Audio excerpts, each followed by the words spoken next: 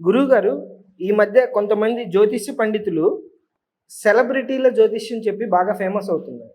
అసలు ఈ సెలబ్రిటీల జ్యోతిష్యం పబ్లిక్‌గా చెప్పడం సబబేనా?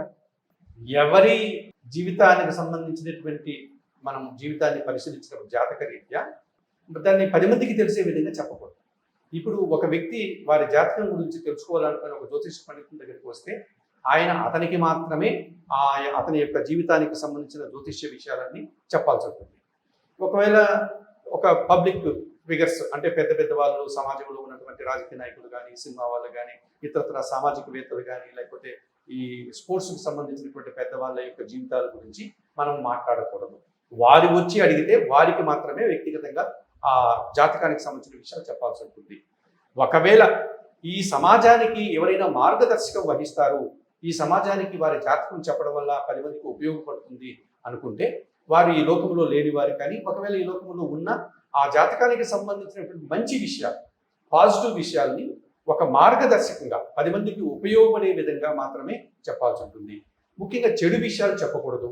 ఎవరి అనుమతి లేనిది కూడా మనం వారి జీవితానికి సంబంధించిన కానీ, వారి జాతకాలకు సంబంధించిన విషయాలు చెప్పకూడదు. ఆ చెప్పే హక్కు ఎవరికీ లేదు.